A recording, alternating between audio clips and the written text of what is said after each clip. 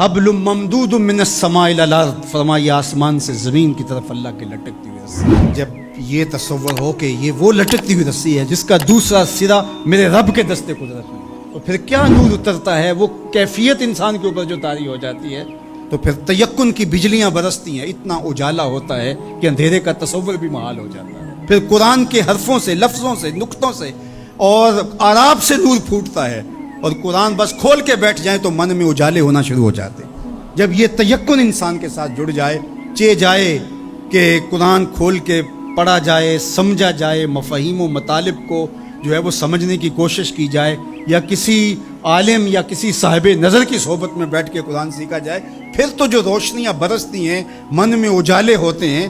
یہ تیقن کہ یہ وہ حبل اللہ المتین، یہ اللہ کی وہ لٹکتی ہوئی رسی ہے جس کا ایک سرا رب کے ہاتھ میں ہے اور دوسرا ہمارے ہاتھ میں ہے، تو پھر قرآن کے حرفوں سے بھی نور پھوٹتا دکھائی دیتا ہے۔ کیا روشنیاں من میں اترتی اور کیا اجالے من میں پھوٹتے ہیں۔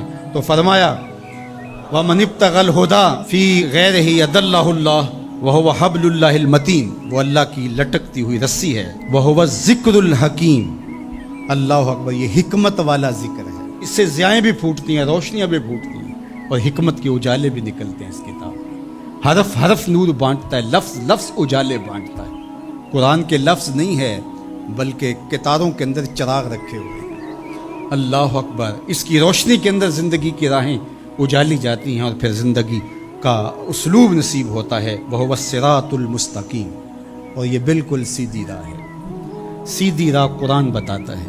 قرآن کی رہنمائی حاصل کرنے والے کبھی بھی گمراہ نہیں ہوتے، ان کی راہیں کبھی گم نہیں ہوا کرتی۔ پھر ارشاد فرمایا هُوَ الَّذِي لَا تَزِيغُ بِهِ الْأَهْوَاءُ، اللہ اکبر، یہ ایسی کتاب ہے جو خواہشات کو بے قابو نہیں ہونے دیتی۔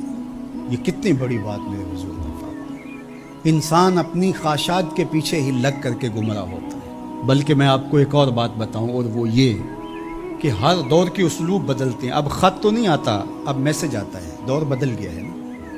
اب اونٹوں کے اوپر تلواروں سے لڑائی تو نہیں، اب تو بٹن دبانا ہے اور میزائل فائر کرنا۔ تو مختلف ادوار کے اسلوب بدل گئے ہیں۔ تو جس طرح چیزیں بدلی ہیں، خط کی جگہ میسج آ گیا، اور جو ہے تیر و تفنگ کی جگہ یہ میزائل سسٹم آ گیا، اسی طرح اب بت لوہے کے، پتھر کے اور لکڑی کے، یہ پیتل کانسی کے بت نہیں رہے، اب خواہشات کے بت رہے، اب اناؤں کے بت بن گئے، آرزوؤں کے بت۔ اللہ نے فرمایا کہ وہ شخص جس نے اپنی خواہشات کو اپنا معبود بنا لیا۔ اب یہ امت لکڑی، کانسی اور مٹی کے بت تو نہیں پوجے گی، یہ خواہشات کے بت ہیں، انا کے بت ہیں، جو امت کو پارا پارا کر دیں گے، جو امت کو تقسیم کر دیں گے۔ میں بڑا ہوں، ہم چما دیگرے نیست، یہ بت ہیں، یہ پرستش ہے۔ لیکن اگر قرآن سے جڑے رہو گے تو تمہارا رب قرآن کی برکت سے تمہیں اس بت کے آگے بھی نہیں جھکنے دے گا۔ قرآن سب سے بہتر تزکیے کا اسلوب اور انداز ہے۔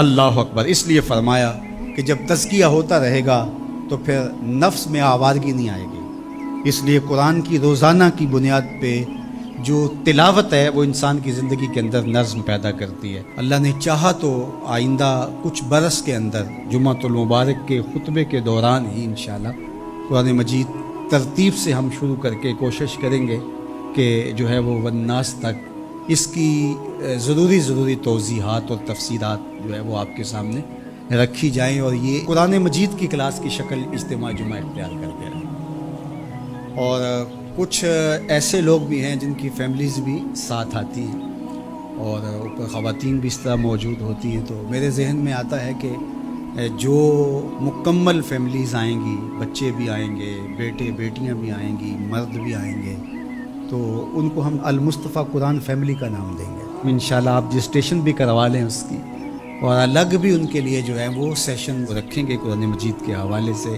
جتنے سالوں میں بھی تکمیل ہوتی ہے اپنی حاضری یقینی رکھیں، اور مجھے امید ہے کہ اس کی برکتیں زندگی میں اتریں گی اور نور پیدا ہوگا۔